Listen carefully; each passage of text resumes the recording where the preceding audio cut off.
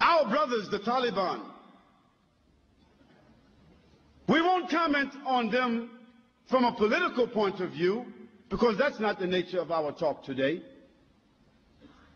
But let us comment on them for an accomplishment that they and only they were able to do in the modern world. In the modern world, between America, Great Britain, China, Russia, Germany, France, Japan, Italy, between the major countries in the world, the drug trafficking is a business and an industry of over $78 billion a year. $78 billion a year. Can you imagine what kind of industry it is? And can you imagine the tragedy, the disparagement, the disease that drugs have brought in the modern world as a result of this industry? Yet, all of these sophisticated countries have found no solution for the drug problem. In fact, they have chosen to benefit, profit, and regulate the drug traffic because they are unable to stop it. Yet, consider this. The Taliban in Afghanistan became an official government after the defeat of the Russians.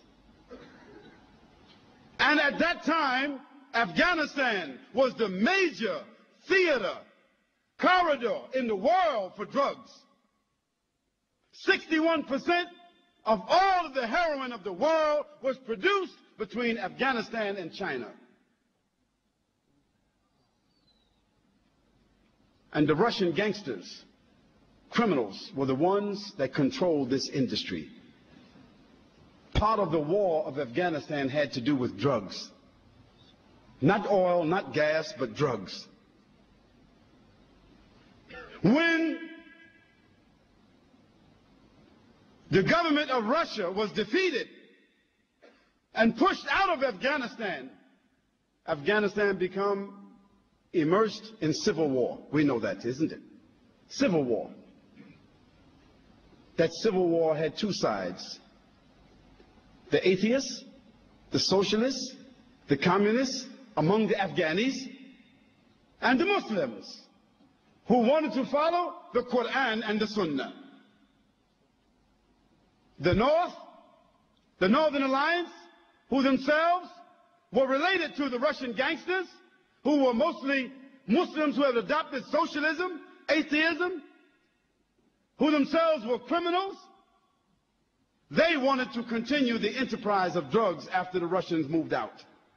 They wanted to continue the industry of prostitution, gambling, all of this here.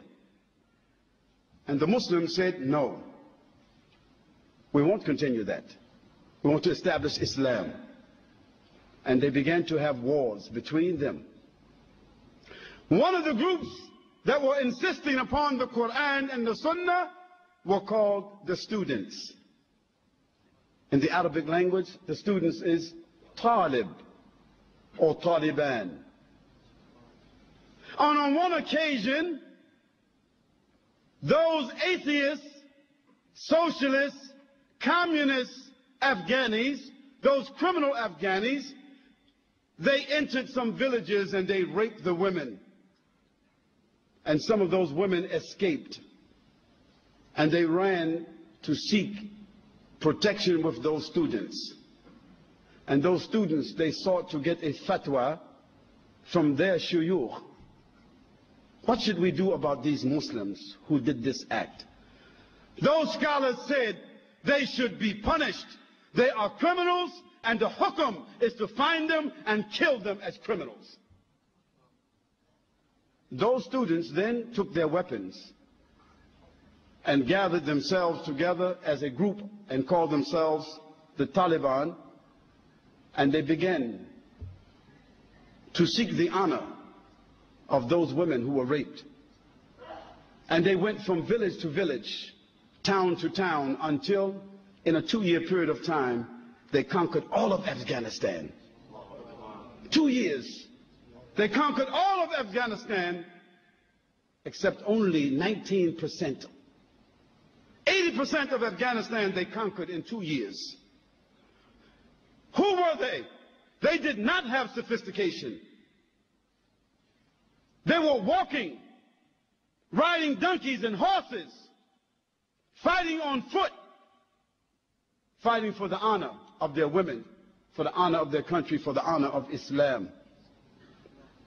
And in 2 years' time, they subdued the entire country.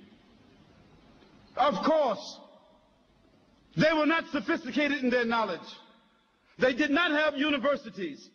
They did not have institutions. Even in most of Afghanistan, there was not a standing hospital. But they established what they called the Islamic Emirate of Afghanistan. The only standing Islamic Emirate in the world at that time. Yes, they were ragtag. They were not sophisticated. But they had honor and love for Allah subhanahu wa ta'ala inside their hearts.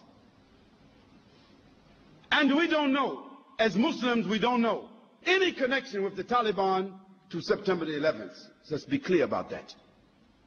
We don't know, we don't have any evidence or any proof that they had any connection to that, except that they would not give up their brother, Osama bin Laden. We don't make any comments about what happened because we don't know. But we don't indict people without evidence. And we certainly don't indict a country because someone is living there whom someone else feels is indicted. But let me get back to the issue. Afghanistan came under the rule of the Taliban, and they were faced with a challenge. What are they going to do with the drug industry which they found in Afghanistan? The Taliban made a decision. From a point of honor, from a point of morality, a point of dignity and decency, from a point of Sharia, they could not support and allow drug trafficking to exist in Afghanistan. So what did they do? They began to punish those who held drugs, those who sold drugs, and they began to imprison those that used drugs. Then they gave an option to the farmers who were the growers of poppies in Afghanistan, the major crops for drugs, isn't it? They told them, we will give you the land where you are growing the poppies. You take the land, but you must grow another crop. You must grow a different crop. But if you don't grow another crop, then we will bury you on that land. That's the only option they gave them. In a year and a half after the fatwa came about this issue, a year and a half, the drug trafficking and the growing of drugs and the manufacturing of drugs in Afghanistan was 3%. How did an unsophisticated group of students, without government, without sophisticated institutions,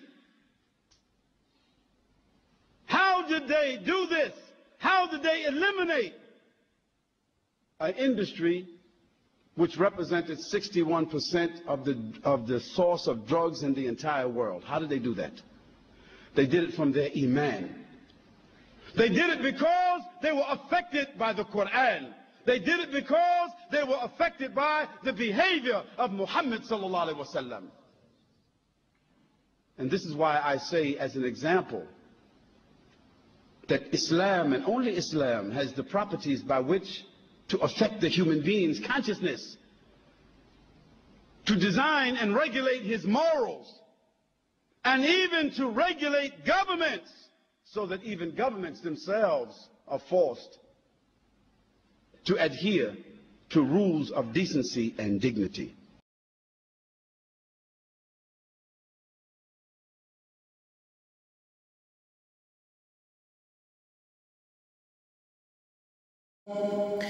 وَلْتَكُن مِّنكُمْ أُمَّةٌ يَدْعُونَ إِلَى الْخَيْرِ وَيَأْمُرُونَ بِالْمَعْرُوفِ وَيَنْهَوْنَ عَنِ الْمُنكَرِ ۚ وَأُولَٰئِكَ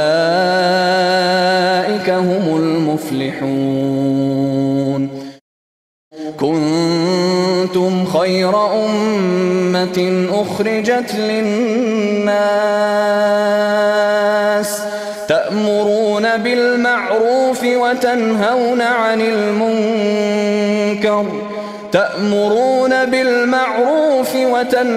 عَنِ الْمُنكَرِ وَتُؤْمِنُونَ بِاللَّهِ